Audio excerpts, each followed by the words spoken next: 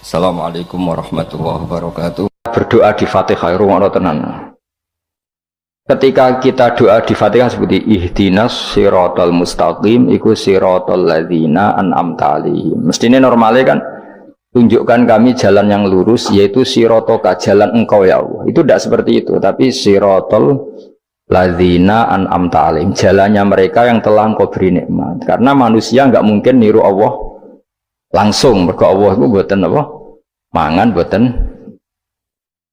Artinya kita ini bisanya niru ya niru wong ketemu wong, hadis ketemu hadis. Sebab itu ajane wong toreko ya ana benere ketika mengatakan wong kudu di guru.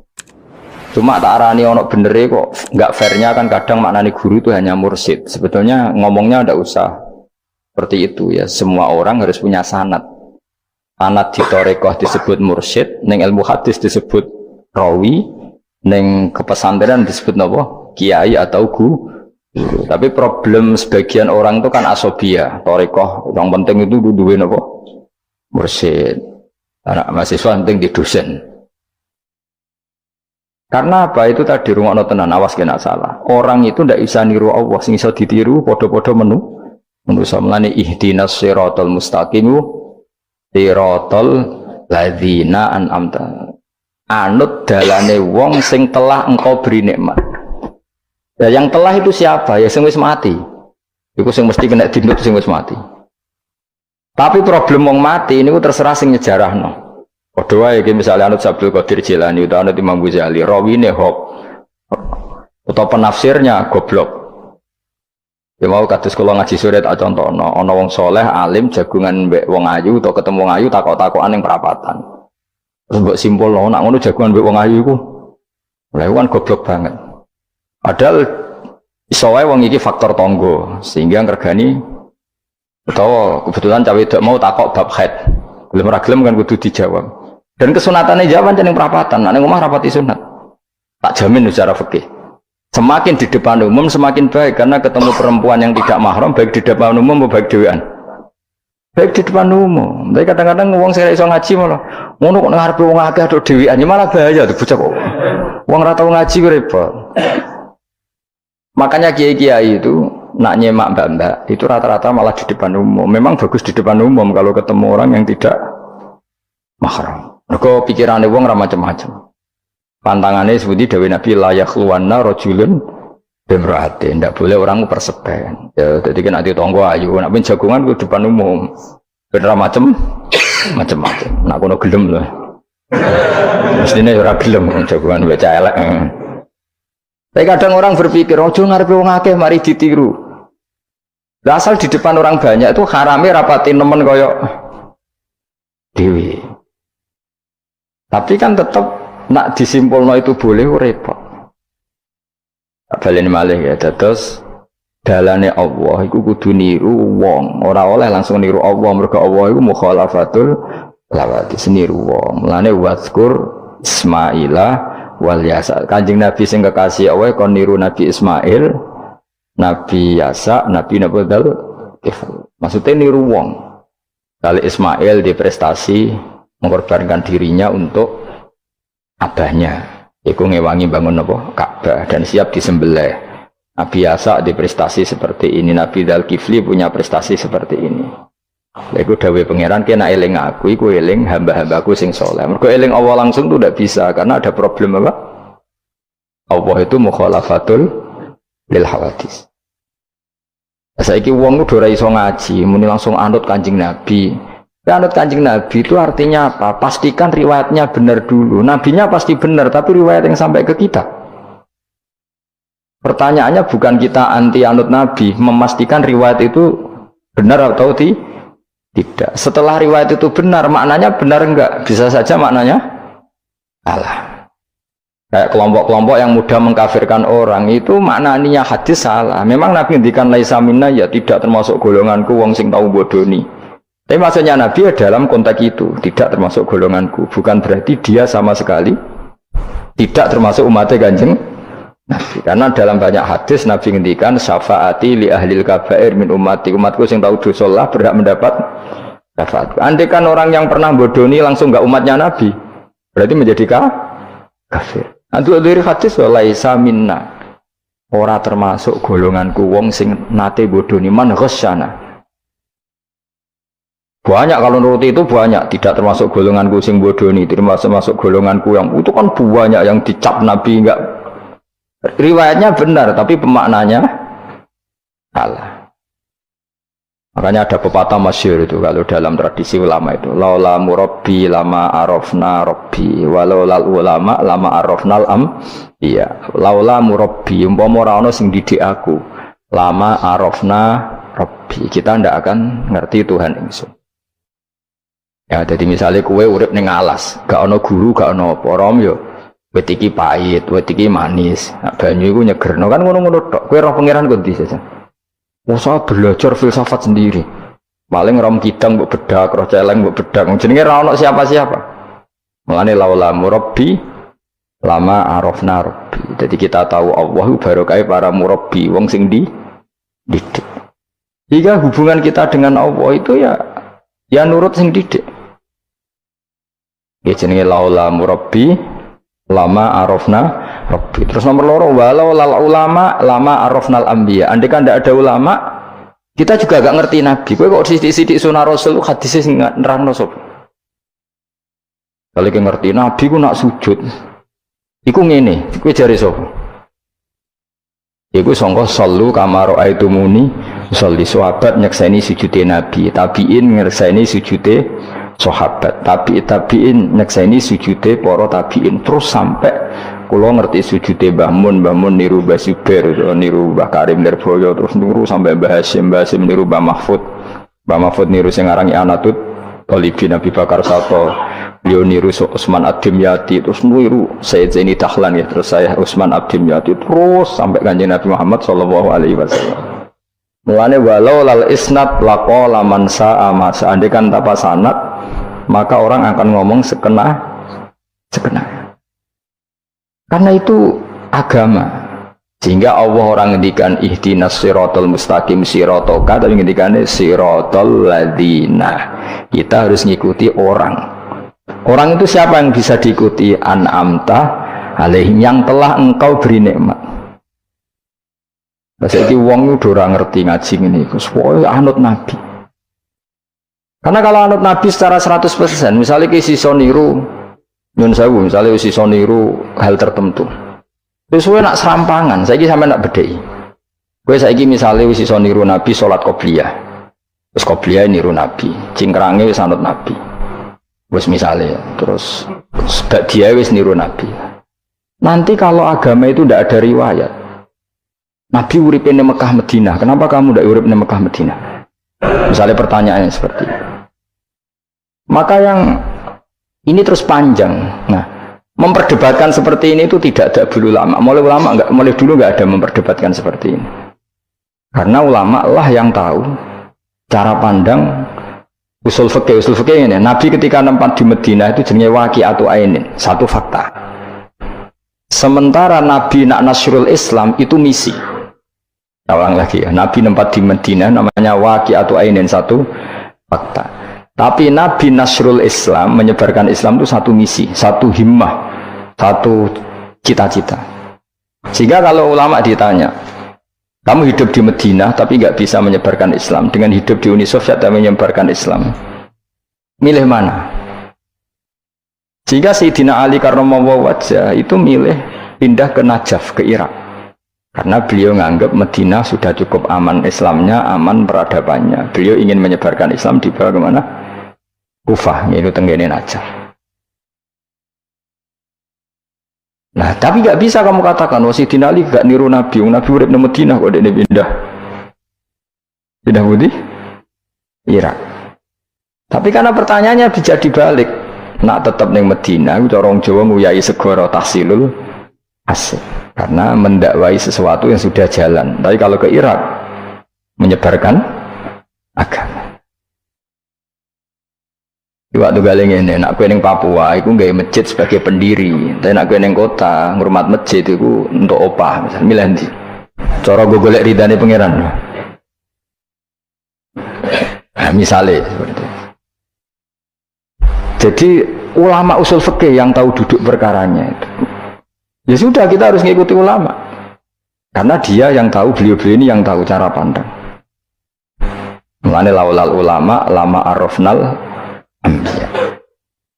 Dulu ketika era murni itu orang sedekah itu biasa, mesti diterima. Hadiah ya biasa mesti diterima. Tapi ketika era Umar bin Abdul Aziz, beliau jadi khalifah, dulu seperti itu namanya sedekah, sekarang suap. Semenjak itu ada aturan baru, kalau orang sedang jabat kok dikasih hadiah orang berperkara itu nggak boleh karena potensinya. Dulu nggak kebayang ada suap itu, karena orang kalau ngasih ya ikhlas, bahkan diterima itu sudah senengnya bukan. Nah, saya gak salam tempel sidik ngatur kiai.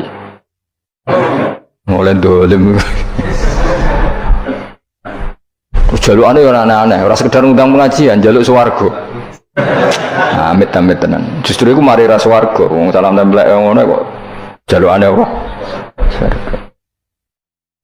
Jadi saya ulang lagi ya. Eling-eling makalah ulama, laula murabbi lama arafna rabbi walau ulama lama arafnal anbiya. Karena kita butuh sanad. Kalau kamu tanpa sanad, maka bayangkan Islam itu sesuai yang kamu bayangkan tadi. Jadi misalnya kita bayangkan Nabi itu figur yang begini-begini. Padahal kadang Nabi itu figur yang secara ilmu soleh itu malah kadang nggak iso nalar. Sing iso nalar itu ilmu yang riwayat. Misalnya gini, Nabi itu punya sisi unik. Kalau dahar itu di depan umum, ya kadang sampai di luar di depan umum. Terus kalau memperlihatkan sebagai manusia itu ya diperlihatkan. Kenapa? Karena Nabi jadi Nabi itu setelah Nabi Isa.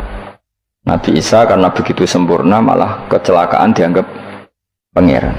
Sehingga Nabi itu kalau dahar itu di depan umum. Terus Nabi istrinya banyak.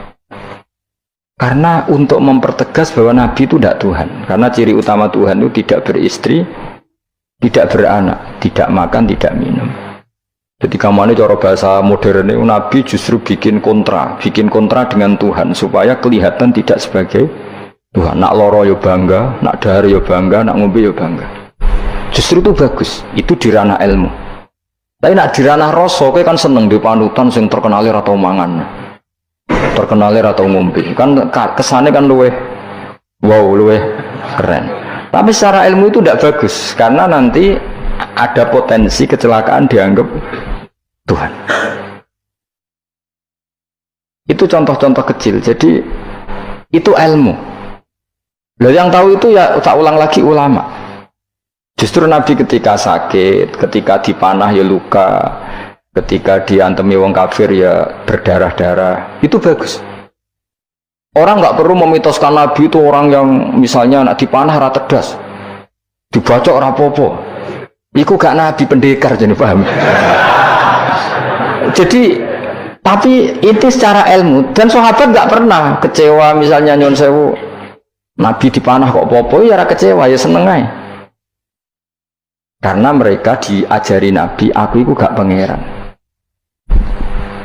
Tidak, ini saya cerita. Jadi andai kan agama itu tidak berdasar sanad, tidak berdasar ilmu, maka orang akan menghayalkan agama dengan pikirannya sendiri. Itu kan seperti orang idolakan Gajah Mada atau wah Gajah Mada terlalu sempurna sampai musno. Jadi gak ada kuburane, baliknya neng langit. Soalnya itu dintilah musno terus macam-macam. Nah bayangkan kalau agama disepertikan itu, betapa bahayanya. Makanya agama itu butuh apa? Sanad.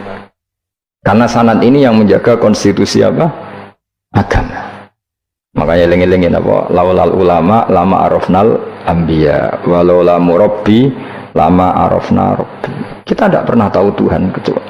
Nah maka guru ini posisinya kuat sekali. Saking kuatnya posisi guru, ya guru yang seperti ini sampai ada pepatah tadi man ta'allama bila sayhin fasehu setan. Orang belajar tanpa guru berarti gurunya itu setan. Karena ekstrimnya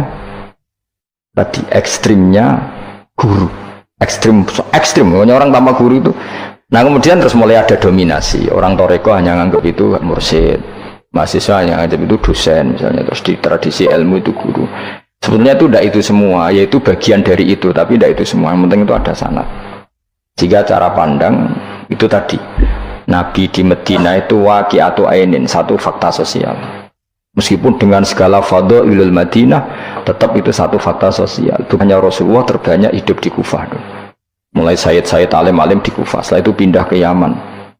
Apakah pindah ke Yaman itu berarti meninggalkan tempat gaya Rasulullah? Tidak seperti itu.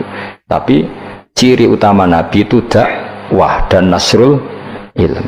Dan yang butuh zaman itu Yaman ya ke Yaman, yang butuh itu ke Indonesia ya ke Indonesia.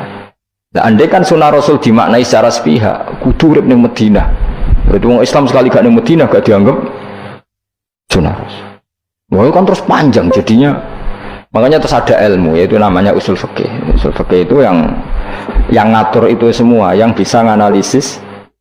Caranya gampang saja. Zaman Nabi Sugeng itu sudah nyuruh Sayyidina Ali ke Yaman, disuruh dakwah ke Yaman. Beberapa sahabat disuruh ke daerah-daerah terpencil. Artinya apa? Andai kan yang ditempati Nabi Madinah itu jadi sentral, harus orang di Madinah, Nabi tidak akan menyuruh orang keluar dari. Tapi nyatanya mereka disuruh keluar demi kepentingan dakwah. Berarti keluar dari Madinah itu bukan meninggalkan sunnah Rasul. Akhirnya terus jadi ilmu.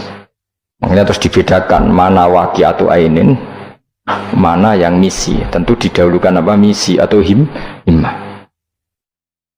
Jadi itu harus ada ilmunya, memang seperti itu. Misalnya termasuk yang paling terkenal saya contohkan berkali-kali, Nabi itu kalau sedekah ya pakai tamar, kalau uang ya pakai dinar. Tapi ilmu kita tahu maknanya itu adalah alat tukar. Hingga di Indonesia kita sedekah pakai rupiah. Kalau Nabi pakai tamar, kita ganti beras karena maknanya kut, makanan pokok. Oh kok pepeh niru Nabi. Lagi niru Nabi saiki berarti sedekah rupiah gak niru Nabi. Nabi gak pernah sedekah pakai rupiah, tapi pakai apa? Dinar. Nah itu terus ada ilmunya. Yaitu disebut ada ilmu waqi'atu ainin. Kebetulan Nabi orang Mekah, maka sedekahnya pakai dinar. Di era itu orang Mekah seringnya dahar kurma. Terus itu semua dimaknani kut sama alat tukar, apa? Kut sama alat tukar. Sekarang alat tukar rupiah ya berarti sedekahnya rupiah. Kalau zakatnya dulu makanan pokok di Mekah, ya kita zakat pakai makanan pokok di Indonesia, maknanya beras. Itu ya ulama lagi yang tahu, itu ulama. Lengi-lengi ihdinas siratal mustaqim, siratal ladzina, jalannya mereka yang telah engkau beri nikmat. Karena kalau langsung anak tawa kan Kanjeng Nabi misalnya, terus sanatnya gimana coba? Misalnya sholat madhep Ka'bah, itu ya sudah kita anut Nabi, sholat itu madhep Ka'bah. Tapi zaman Nabi teng Medina itu luas masjid Medina itu sudah lebih dari luasnya Ka'bah. Geleng-geleng. Dina ana wong fanatik Ka'bah itu, fanatik presisi Ka'bah itu rapati ngaji. Zaman Nabi Sugeng itu luas masjid itu sudah lebih luas ketimbang Ka'bah. Ka'bah itu hanya 18 kali 16 meter. Saiki rungono, 16 sampai 18 meter diameternya itu.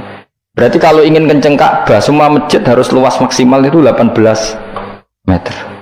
Karena kalau masjid itu 50 meter, berarti ujung yang sana sampai sana itu sudah tidak center Ka'bah. Kalau ingin center harus bentuk U. Iya kan? Kalau Ka'bah itu 18 meter, kalau ingin kenceng Ka'bah berarti masjid semua harus berapa luasnya? 18 meter. Nanti kalau 50 meter yang ujung sana sama ujung sana, bodoh utopia, bodoh. Tapi zaman Nabi Sugeng itu masjid di Medina itu sudah lebih luas ketimbang diameter. Itu menunjukkan bahwa madhep Ka'bah itu tidak harus persis Ka'bah untuk jarak yang jauh, cukup jihad itu namanya arah. Ya terus seperti itu. Lagi-lagi lalu lama arafnal ambiya. Kemudian nasah mansuh. Kalau sampean belajar textbook, Nabi Ibrahim bujune akeh, Nabi Dawud bujune akeh, Nabi Sulaiman apa meneh. Kowe langsung anut. Ya tidak bisa, ulama yang tahu ini syariat yang sudah mansukhoh, sudah dihapus ketentuannya. Ya begitu terus seterusnya. Ngilangin najis ya begitu, terus ngelola anak ya begitu, semuanya. Terus ulama ngarang fikih detail itu, disebut kitab fikih itu, ada Fathul Qorib, ada Fathul Mu'in. Jadi kamu tidak bisa berdiri sendiri memahami agama. Makanya laulal isnad laqala man sa'a ma sa'a. Andaikan tidak ada sanad, maka orang akan semau gue, karena dia punya pikiran, kebetulan dia kiai, dianggap itu pikirannya Islam. Dia punya pikiran, kemudian dia mubalek pas acara Islam, dikira itu pikiran, padahal pikirannya Juga ada orang ngomong, "Kiai sekarang harus kaya, kalau nggak kaya nggak dihormati." Mana ada target Islam ingin dihormati? Itu satu kesalahan. Bilang harus kaya. Mana ada di antara hukum fikih itu kaya itu harus. Mengharuskan sesuatu yang tidak wajib itu dosa besar. Ijabu malam yajib. Itu sudah salahnya kebanyakan. Terus target supaya dihormati. Mana ada target Islam orang ingin diridani Allah, pengen dihormati uang. Lucu meneh kan itu mesti pikirannya sendiri. Tidak mungkin itu pikiran Islam. Ya tidak hilang ya. Laulal isnad laqala man sa'a masa. Andai kan tidak ada sanad, maka orang mau ngomong apa saja ngomong. Terus dibutuhkan sanad. Termasuk yang ekstrim itu juga butuh sanad. Misalnya ini contoh paling gampang ya. Ada dua orang saling bunuh, sama-sama mukmin, sama-sama bawa pedang tarung, terus yang satu terbunuh. Zaman Nabi Sugeng itu ngendikan al-qatil wal maqtul finnar, yang bunuh dan yang dibunuh di neraka. Buktinya zaman sahabat itu iskal itu janggal. Hadza al-qatil ya Rasulullah, fama balul maqtul. Oke, kalau yang terbunuh, yang membunuh masuk neraka saya sepakat ya Rasul. Tapi kalau yang dibunuh dosanya apa? Jawab Nabi, innahu kana harison ala qatli sahibi. Yang terbunuh sebetulnya mentalnya pembunuh, cuma nasibnya. Maka yang diukur Islam itu himmah, bukan nasib. Dia terbunuh itu fakta, tapi mentalnya pembunuh, sehingga dia harus masuk neraka karena mentalnya pembunuh, nasibnya terbunuh, tapi mentalnya pembunuh, sehingga al-qatil wal maqtul benar. Nah itu seperti itu. Kalau nggak kita pakai riwayat nggak bisa, kita masih pakai logika yang qatil di neraka, yang maqtul di surga. Maka jangan-jangan kita di Indonesia bisa saja kita ini Islamnya luar biasa, karena justru di Indonesia itu kita dakwah. Makanya di guyonan kiai terkenal itu, ini kisah nyata tapi jadi guyonan, tapi nyata. Ada orang dari beberapa negara, ya nggak apa-apa, Imam Akbarnya saja nggak dapat apa-apa. Wah, mereka cerita, wah kalau di kita digaji gini, karena negara sudah peduli sama imam masjid, sama imam musola gini. Nah, setelah dia bangga sama kiai Indonesia digosok, makanya kamu sholat terus ya, takut potong gaji. Itu kagetnya bukan main, yang ulama-ulama internasional. Karena kalau satu bulan itu gajinya pas itu cerita 70 juta, yang kelas Timur Tengah itu. Bisa kamu bayangkan berarti per sholat berapa ya? Kan satu sholat itu 5 ya, 5 kali 30 berapa? 150. Berarti per sholat nilainya sekitar 1 juta ya, 500.000 ya.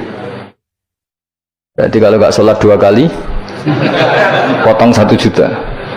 Oh, paketnya bukan main ketika digojlok ulama Indonesia. Makanya kamu sholat terus ya, takut potong. Saatnya Indonesia khair, Indonesia bagus kan ya, mergo rausawa rausan apa? Rausan gaji. Meskipun ya mutang-mutang bolak-balik. Nah ini cerita, yaitu guyonan, tapi itu masuk akal. Jadi kita ini jangan, kadang-kadang kita ini merindukan Indonesia kayak negara-negara di sana yang imam masjid diapresiasi oleh negara, muadzin diapresiasi, itu oke. Mungkin pada sisi negaranya bagus karena ngurus orang-orang soleh. Di sisi orang solehnya yang masalah karena mengganggu ikhlas. Jadi kayak wong kiai disuani wong ayu kan. Wong ayu ini delok kiai jari ibadah, kiai ini sing masalah amen delok terus. Jadi jari delok wong alim kan ibadah, sing masalah sing wah repot tuh. Ya kayak tadi, negara berbuat baik sama kiai, misalnya kiai digaji gini, negaranya baik karena ngurmat kiai, tapi kiai tergantung gaji ini yang mulai masalah. Itu yang tahu ulama, lagi-lagi ulama. Makanya saya itu sama ulama itu hormatnya Masya Allah. Saya itu dulu Mbah Mun itu tidak pati suka sama apa-apa di manajemen. Termasuk saya dulu pernah tanya, kenapa beliau kurang suka misalnya yatim piatu dititipkan di satu manajemen. Jawabnya Mbah Mun itu lucu. Aku kepengen wong anut hukumnya pangeran, misalnya yatim ya kewajibannya yang keluarga. Ini wak ngelatih wong lali kewajibannya, ya wak ngelatih orang lali kewajiban.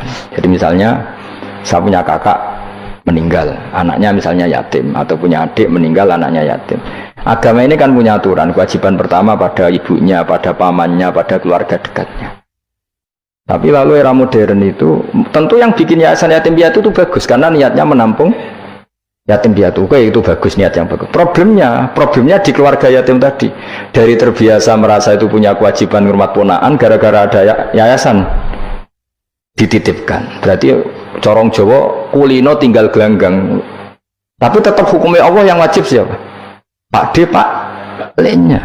Tapi ketika ada yayasan dititipkan. Makanya kadang ada kebaikan itu bagus di yang bikin karena niatnya baik, tapi tidak bagus untuk yang kita. Karena terus nanti orang itu terbiasa meninggalkan apa? Kewajiban. Nah, itu bahaya kalau ini begini terus itu bahaya. Bahayanya tadi. Coba kalau dia di rumah keluarga, taruh saja gini. Punya Pak D 3, yang peduli 1 saja. Itu sudah kayak anaknya sendiri. Plus ada rasa, namanya sama ponaan itu ada rasa. Belum ada misanan, minduan, tetangga. Kira-kira dapat limpahan kasih sayangnya banyak mana daripada di yayasan? Banyak di keluarga. Meskipun yayasan itu ya bagus, tapi tetap tadi nggak boleh orang itu meninggalkan apa? Kewajiban. Itu cara berpikir ulama. Orang harus dilatih tanggung jawab terhadap kewajibannya sendiri. Makanya tadi ya, jadi pepatahnya itu. Tapi tetap yayasan itu baik. Tapi problemnya tadi, terus wong kulino tinggal gelanggang joro Jawa. Profesi yo gitu. Misalnya ben pinter di pondokno. Sebetulnya al-madrasatul ula itu ibu. Anak mbok pondokno sekira tanggung jawab. Sebetulnya pelajaran pertama dari anak adalah perilaku orang tua. Enak terus pondokno pasrah kiai. Mun yai kula pasrah bongko anak kula dadekno wong saleh. Piye karepe sing di anak itu sapa? Percontohan anak itu pertama orang tua. Tapi saiki nah kiai ini apa yang gawe lembaga pendidikan ben orang bisa belajar. Wong tuane sing kuwaco. Terus ora tanggung. Makanya lucu kan akhirnya kiai itu sakit didik santri seneng akhirat mulai diwari kedunyan meneh mbek wong tuane. Dadi anggere mulai kambuh. Mondok apik neh kok mulai karena tadi ya saya ulang lagi ya, jadi Allah itu layak kulu walaya namu walaya srob. Allah itu nggak tidur, nggak makan, nggak minum, sehingga nggak bisa ditiru. Yang bisa ditiru itu sesama manusia. Mulane waskur Ismaila wal yasa wadal kifal nabo ihdinas siratal mustaqim siratal ladzina an'amta alaihim. Maka ketika kita nanti masuk surga tu faulaika ma'al ladzina an'ama Allahu alaihim minan nabiyyin wasiddiqin wasyuhada'i wassalihin wa hasuna ulaika rafiqa. Jadi enggak bisa kamu soleh sendiri itu enggak bisa. Karena kalau soleh sendiri pasti dipimpin khayal, itu tak jamin pasti dipimpin apa? Khayal. Hingga harus ada sanad. Ya, makanya laulal isnad laqala man sa'a ma sa'a. Andai kan tidak ada sanad, maka orang mau ngomong apa saja diomongkan. Makanya kita butuh apa? Butuh sanad. Kalau terusakan ya. Terus nanti Rabbus samawati wa ma min ilahin illallahul wahidul qahar. Rabbus samawati.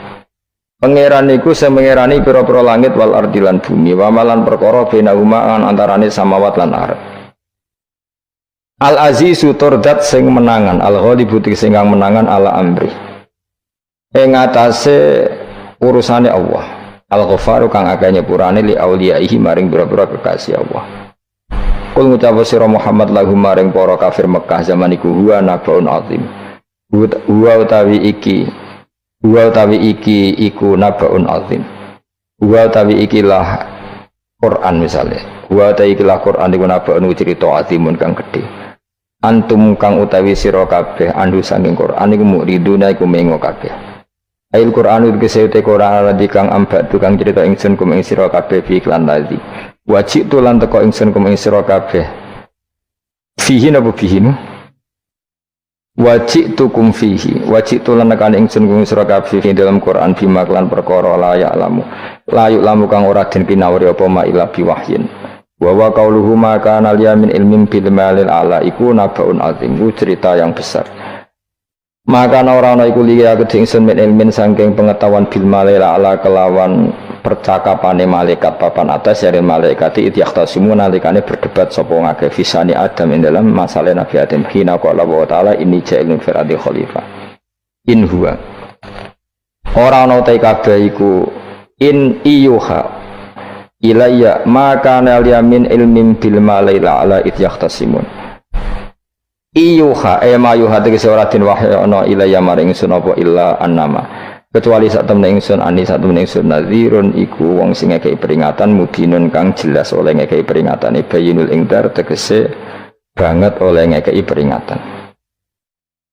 Waskuran iling sira iskoran alikane dawa sapa rabbuka pangeran sira lil malaikati maring malaikat inni khaliqum basaram mintin inni sak temne ingsun khaliqun dat sing gawe ingsun gawe basaron ing manusa mintine sange lemah wa utawi basar ku adam faida sawaituhu mongko nalikane wis nyempurnano ingsun hu ing adam atmam tu tegese nyempurnano ingsun hu ing adam wa nafakhtu lan yub ingsun ajra itu tegese melakono ingsun fi ing dalam adam min ruhi sanging roh gawean ingsun wa namanani sandut kula man min ruhi sanging roh gawean ingsun ora bermakna min ruhi sanging roh ingsun berarti adam ditiup ruhi Allah terus di adam ada ruhi Allah gue jadi setengah Nasrani gue jadi Roh Kudus ini jadi mulane repot jadi namanya ini sandut aku soalnya min ruhi sanging roh yang digawe ingsun ya rada bulet manen fasara mengko dadi sapa adam khayan dadi urip nah wa idhofatur roh ta ing idhofano lafat roh ilaihi maring min ruhi ku tasrifun mung ngekeki penghormatan di adam maring adam lagi-lagi ini malaikat itu di apa malaikat itu kan yo duwe pikiran terus iblis yo duwe pikiran sing podo-podo pikiran itu ya rontok bener iblis pikirannya itu ya tapi nurutnya bener malaikat jadi umpama agama anut pikiran ya bener iblis berarti cara berpikir iblis itu Adam itu sangka lemah aku sangka api berarti keren aku nah, cara pikirannya malaikat itu serah mikir bombol yondi dikongkon ya mana jadi agama ini sanat agama ini seorang lagi nopo sanat tak jane cara tauhid ya keberatan aku ana istilah Baitullah ya keberatan. Wong Baitullah maknane omahe Allah itu takok. Allah manggon wirdi ning Ka'bah. Jadi kita harus ngikuti ulama. Dikatakan Baitullah itu nama penghormatan. Sesuatu itu mulia maka disebut Baitullah. Bukan berarti Allah nempat di situ. Mergo Allah ndak butuh napa tempat. Jadi itu kan jelimet mang. Lagi-lagi yang tahu itu ulama. Masjid ya dikatakan Baitullah. Dan nah, misalnya iki masjidnya pangeran, malah nambah mana nih lucu masjidnya pangeran. Jadi iki tempat sujudnya pangeran, nah, kacau kayak. Tapi berhubung ra paham alhamdulillah demun iki masjidnya pangeran. Jajal mana nih bahasa Arab? Iki masjidnya pangeran, makna nih terjemah. Iki tempat kacau kayak. Ibarat kayak bodoh dora roh naiku kacau. Jadi kacau. Yang melane anut ulama, jadi darani Baitullah apa dikatakan daleme Allah maknane apa idhofatut tasyrif. Napa idhofatut tasyrif maknane omah sing mulia sampai diistilahno daleme Allah. Wis kudu bulet ngono koyo niki napa? Wa idhofatur roh lahu napa tasyrifun li Adam. Jadi ora kok wa nafakhtu fihi min ruhi Nabi Adam tak kei rohku ora tapi sebuti tak tiup dari roh sing roh iku urusanku tapi ora ruhi Allah mboten niku jenenge apa wa idhofatur roh ilaihi napa tasrifun mau bentuk penghormatan di Adam maring Adam wa ruhu terro iku jismun jisim latifun kang alus Yahya kang dadi urip bi kelawan ikilah jisim Yahya kang dadi urip bi sebab ikilah jismun sapa alin sa'u manusa binufudhihi kelawan tembusir roh fil jismi maka umum napa njungkel sira kabeh lahu maring Adam sajidina hale sujud kabeh sujud tahiyatin kelan sujud penghormatan keyakinan Imam Suyuti ini bil inhinai mau kelawan diluk di Imam Suyuti ya rada unik jadi pikiran Imam Suyuti itu tapi itu tidak disepakati ahli tafsir ketika Adam diciptakan itu ayo sujud hanya diluk gini jadi tidak sampai sujud kayak sholat itu pikiran Imam Suyuti karena Imam Suyuti itu masih meyakini sujud yang kayak sholat itu mukhtasun lillah hanya untuk Allah itu pikiran Imam Sinten itu makanya beliau menafsirkan sujud itu hanya diluk tapi nak cara Senawi Banten umumnya ulama mengatakan ya nak malaikat itu sampai sujud kayak sholat Tapi bukan niat sujud ke Adam, tapi karena itu perintah Allah. Jadi hakikatnya sujud kepada perintahnya Allah, bukan ke makhluk yang bernama Adam. Artinya gini, pentingnya ulama ngendikan gini, tidak akan pernah ada syariat makhluk disuruh sujud ke makhluk. Lagi-lagi pentingnya ulama. Jadi tidak bisa, misalnya kamu berdasar cerita Nabi Adam, oh kalau gitu saya boleh sujud ke Nabi Muhammad, saya boleh sujud ke guru, tidak bisa. Selamanya tetap nggak bisa. Karena ketika malaikat sujud ke akadnya, mereka hanya sujud terhadap perintahnya Allah Subhanahu wa Ta'ala, bukan sujud ke makhluk. Karena sujud ke makhluk sampai kapanpun tidak pernah sah atau tidak pernah boleh. Jadi pilihannya dua. Anak dari Imam Suyuti sujudnya hanya apa? Diluk, kayak diluk pas apa? Kayak orang-orang Cina itu, pokoknya diluk gini. Kedua, atau memang kayak sujud pas sholat, tapi bukan niat sujud ke Adam sebagai makhluk, tapi sujud karena itu perintahnya Allah Subhanahu wa Ta'ala. Jadi hakikatnya sujud kepada Allah. Makanya kalau dalam ngaji-ngaji ulama itu, agama ini dari awal unik. Allah melarang sujud kepada batu, tapi kita sholat itu madhep Ka'bah, kemudian juga ada batu. Makanya kita harus menanamkan bahwa semua sujud itu lillahi ta'ala. Dan soal ada arah, ya penting arah. Nggak mau arah madhep segoro kidul, repot. Jadi arah itu mau dipakai kesepakatan untuk menunjukkan kalau kita muslim, arahnya sujud itu ke Ka'bah. Tapi tetap sujud kita hanya lillahi ta'alanya karena Allah. Saya ulang lagi ya, jadi itu pentingnya ulama. Hanya ada dua versi. Satu, malaikat tidak sujud kayak sholat, tapi hanya diluk. Ini cari Imam Suyuti, napa sujud tahiyatin bil inhina, napa bil inhina. Tapi kalau banyak ulama mengatakan ya sujud betul, tapi tidak niat sujud ke Adam, tapi tunduk kepada perintahnya Allah Subhanahu wa Ta'ala. Pas saja tamu kau sujud sapa al malaikatu malaikat kulluhum kabehane malaikat ajmauna halis kabehane kabeh. Fihi ku tetap ing dalam dawuh kulluhum ajmaun takkidani utawa taukid loro, yaiku kulluhum dan ajmaun illa iblis kecuali iblis. Wa ta iblis ku abul jinni ku abul jin, karena ana sapa iblis ku benal malaikati antarane para malaikat. Istakbara sombong sapa iblis wa kana lan ana sapa iblis minal kafirina setengah sange wong sing kafir kabeh fi ilmillahi taala ing dalem ilmune Allah taala. Kala dawuh sapa wa taala ya iblis wa iblis ma manaka mau te apa iku mana ngalang-alangi apa maka ing sira antas juta ento sujud sira lima maring perkara kholaqtu kang gawe ingsun biadaya kelawan tangan loro ingsun, manane kelawan kekuasaan ingsun. Maknane ya daya di maknane nah ulama. Mergo nak maknane tangan kok repot nah. Berarti Allah duwe tangan. Terus dirubah Imam Suyuti, diciptakan dengan tangan saya sendiri. Maknane apa? Tawalli itu tegese nguasani ingsun khalqahu ing gawe Adam. Jadi Adam tak bikin sendiri. Maknane wis pokoke ngono. Dadi biadaya itu istilah penghormatan. Bukan hakikatnya Allah bikinnya pakai tangannya. Wa hadza utawi iki ku tasrifun iku bentuk penghormatan di Adam maring Adam. Fa inna kulla makhluqin mongko sak temene hakikate kabeh makhluk ya tawala nguasai sapa Allah khalqahu ing gawe kula makhluk. Astakbarta am kunta minal alin. Astakbarta ana ta sombong sira al ana ing dalem saiki anis sujudi istifhamu taubihin. Am kunta ana ta sira minal alin setengah sangge wong sing sombong-sombong kabeh.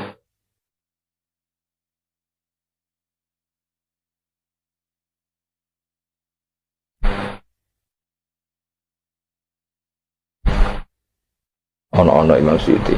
Am kunta ana ta sira minal alin sanging sing sombong kabeh mutakabbirin tegese sing sombong kabeh. Patakabarta mongko sombong sira anis sujudi sang sujud. Asli kaunika krana anane sira iku minhum setengah sanging wong sing kumaluhur. Kala ngucap sapa iblis ana khairu minhu. Ana uta ingsun khairun wa apik minhu tinimbang Adam. Kula niku karena lebih keren timbang Adam. Kholak tandamel panjenengan ingsun minarin saking materi api. Wa kholak talan damel panjenengan ing Adam mintinin saking materi napa? Lemah. Kala dawuh sapa inten kala dawuh sapa Allah. Fakhrus mongko metu sira minha saking swarga minal jannati swarga wakila minas samawati sing pira-pira langit. Jadi sebetulnya mulai dulu itu ya ada khilaf. Fakhrus minha itu dari surga atau wakilah minas samawat. Fa innaka manunis debat orang penggawian. Surga zaman Adam itu sama enggak dengan surga yang nanti untuk kita di surga? Wong ya sama. Kalau sama sekarang di mana ya? Mus ribet, wong nganggur-nganggur seribet. Wong bus warga ora mesti kok geger perkara kok. Mas parah. Ya si Yahudi takokan niku takokan apa?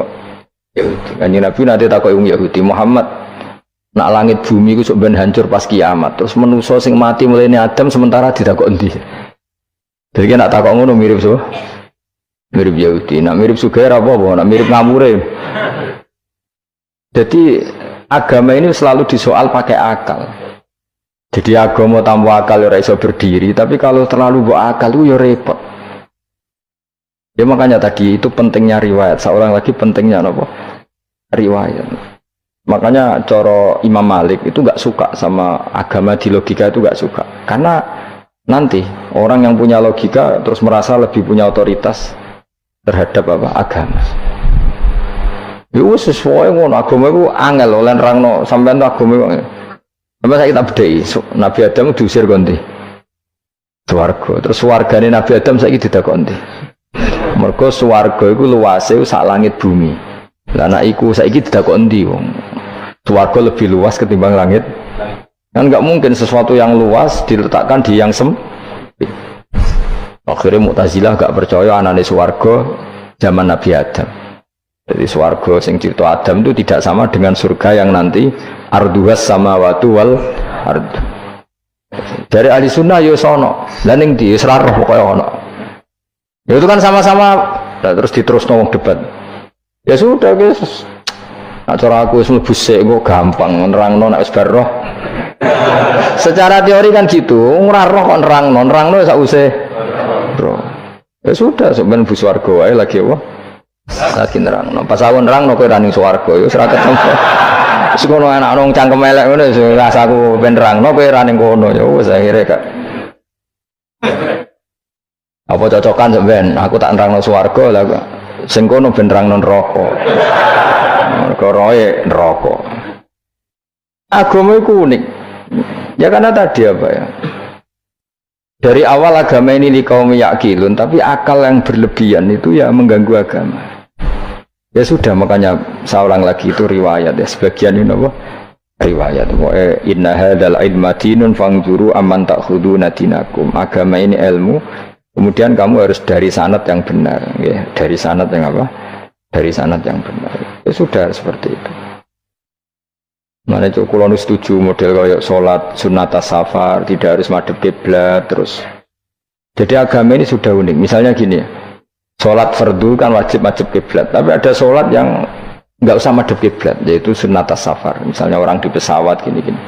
Karena guling-gilingan, nah, hakikatnya kiblat itu tidak fokus kita namun Allah Subhanahu wa Ta'ala. Jadi memang agama, tapi lagi-lagi itu butuh riwayat. Seorang lagi butuh riwayat. Kalau nggak pakai riwayat terus kayak Abu Nawas kabeh. Karena tadi Amerika, saya ulang lagi Amerika, itu kalau dibor pas New York itu kena Ka'bah. Lah logikanya kalau arahnya pas itu kan bebas arah. Berarti orang Amerika oleh sholat bebas. Tidak bisa seperti itu ya, tetap anut konsensus ulama sana atau tradisi sana, kiblat itu ngambil arah mana? Karena dia pas. Ya bumi yang ada arah itu secara akal kan hanya rubuk 1/4. Makanya kalau kamu belajar falak itu ada rubuk. Lainnya itu sudah tidak ada arah. Misalnya bumi bulat bola, yang sama atas dikatakan sama-sama di atas. Ya kadarnya hanya 1/4. Lainnya itu sudah dikatakan samping. Makanya seperti Denmark itu ada daerah yang siang itu sampai 3 bulan, entah berapa siklus sekian puluh tahun. Ada yang lebih lama siangnya. Sampai 18 jam kalau dengar di Eropa kadang puasa itu sampai 18 jam. Ada yang selalu nggak kena matahari kayak kutub utara, kutub selatan. Nah makanya kalau misalnya sholat itu ngikuti apa? Kalau ngikuti matahari orang kutub sholatnya hanya maghrib, isya, subuh. Gak wajib poso atau wono rino misalnya. Ya tidak bisa seperti itu. Jadi kalau nuruti logika kan terus berdebat terus. Tapi kalau nuruti rasa sebagai hamba, orang kutub butuh sujud sama Allah, orang kutub butuh loyal sama Allah dengan memperlakukan puasa. Ya sudah, akhirnya kita harus puasa. Nah, lalu kalau ukurannya matahari mereka tidak punya matahari, memangnya puasa itu penyebabnya wujudnya matahari apa penyebabnya loyalitas sama Allah Subhanahu wa taala? Loyalitas. Kalau penyebabnya matahari ya berarti kalau nggak ada matahari nggak usah apa? Nggak usah seperti itu cara berpikir. Makanya ngikuti ulama. Karena ulama yang tahu tradisinya Allah dan Rasul. Ya seorang lagi ulama yang tahu tradisinya Allah dan meskipun ya kadang saya enak dewe ulama mereka ya kadang ya mau kalau bolak-balik ngomong gak diterang nombek cangkem elek ora paham-paham. Makanya masyhur itu ada kiai di debat sama orang rodok PKI. Pak Kiai, kalau setan dari api masuk api kan biasa. Terus susahnya apa? Mau materinya dari api. Terus kiai ku mek lemah swawarna raine. Loro dong, nggih sakit. Jare wong kok lemah, kena lemah kok loro. Karena serak kena diterangno. Manusia materinya kan dari tanah, berarti kena dipendem urip-uripan. Piye aja? Ya lara ya, ya jare kok lemah kok dipendem ning lemah kok. Karena dijelaskan pakai lisan yang baik gak paham-paham. Sebenarnya kita ini ingin selalu baik, tapi ada orang-orang diterangkan cara baik-baik itu. Kayak misalnya ana wong kondo, Gus kula nu bojo kula cerewet ngene-ngene, apike kula pegat. Dicereweti bojo mbek diarani duda lara ndi? Lara diarani duda isen. Kowe payu rabi dicereweti, ambek ra payu rabi jomblo, sakit mana? Sakit distatuskan jomblo. Malah kena dicereweti sabar prestasi baru. Mesti wong diwolak-walik. Lan jarbe sekolah tas malan kula seneng mbek Imam Syafi'i. Kowe dirasani wong ning ngarepmu, diomongi ambek dirasani seneng ndi? Seneng dirasani cara kowe. Cara Imam Syafi'i bukti wibawa, buktine ngomong ning ngarepmu rawani. Jadi Imam Syafi'i itu rileks urip. Ya Aba Abdillah, orang yang tadi muji-muji jenengan itu kalau di luar maki-maki jenengan. Ya, alhamdulillah. Kok bisa itu kan bukti pengkhianatan. Berarti saya wibawa. Di depan saya nggak berani. Gitu. Wong itu suami Imam Syafi'i, ya cium tangan, ya hormat. Tapi setelah di luar menghujat. Singkat cerita dilaporkan ke Imam Syafi'i. Orang yang tadi nyium tangan jenengan itu di luar ngerasani jenengan. Jadi Imam Syafi'i, alhamdulillah. Berarti aku wibawa. Mendengar kurawani. Ya dianggap enteng saja. Terus ada orang misoi Ja'far Shadiq. Sayyid Ja'far Shadiq itu Sayyid putune Nabi, orangnya soleh alim, gurunya Abu Hanifah. Di antaranya gurunya Abu Hanifah itu Sayyid Ja'far Shadiq. Itu kalau dihujat orang diomongin ini, dimaki-maki. Sampai ke rumah. Pas mau masuk rumah, kamu masih ingin maki-maki saya? Iya. Tak tunggu sampai selesai. Setelah selesai sudah sampun, sudah. Masih emosi orang sudah. Kamu misoi saya berdasar apa yang kamu ketahui. Yang tidak kamu ketahui lebih banyak, maka saya tunggu. Izin sampai terus ketika ditanya, kenapa engkau sabar ketika jenengan saya pisui? Orang ini akhirnya tobat, mencium tangannya, mencium lututnya. Jawab saya Ja'far Shadiq ini. Aturahu tu'sokurhan, aturahu yu'sokurhan. Orang nggak paham kalimat itu, tapi tak terangkan. Ben dadi wali. Kowe roh pangeran, ya tahu. Sing durakani pangeran tuh banyak enggak? Yang maksiati pangeran tuh banyak enggak? Ya banyak. Yang pangeran sing di langit bumi wae dimaksiati, pemenah di rumah aku. Akhirnya terus, jadi orang-orang soleh itu cara berpikir itu di luar kapasitas kamu. Apa ya? Mereka itu hanya Allah, taunya itu hanya Allah. Aku kan enggak egois, harga diri. Mana ada agama berdasar harga diri itu kalau dalam bahasa Arab disebut hamiyat al-jahiliyah itu gengsi apa? Jahiliyah. Makanya ketika saya berkali-kali cerita itu ada seorang ulama dipanggil tetangganya nom. Setelah sampai situ sudah kembali saya tidak butuh kamu. Setelah sampai rumah dipanggil lagi sudah kembali lagi sampai 3 kali.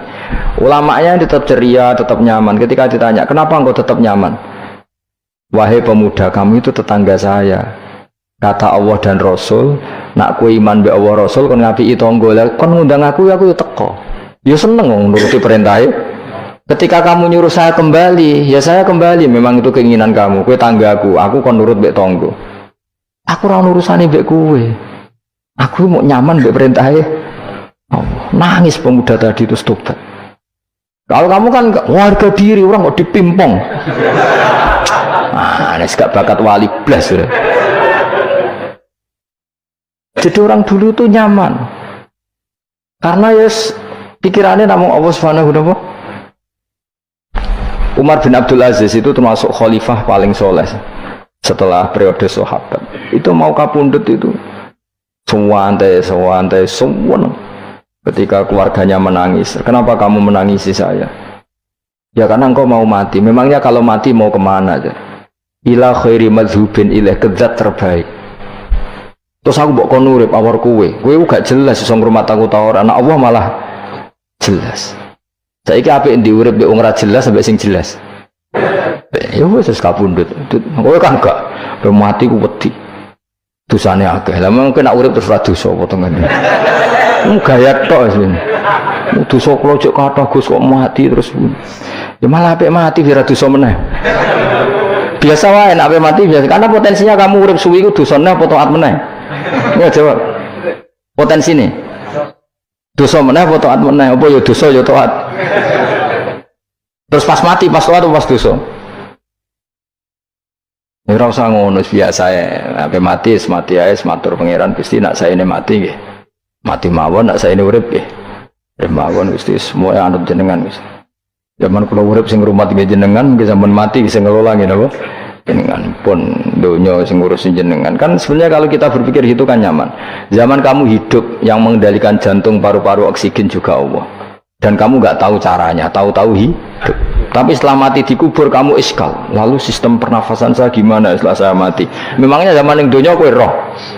Oh karena ada oksigen, terus oksigen wujudnya karena apa kok ya ora roh?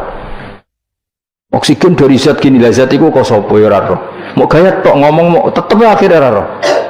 Mana kadang kalau gawak mbek goblok wis ora roh kabeh dari awal mau alam semua iku gak usah nerang.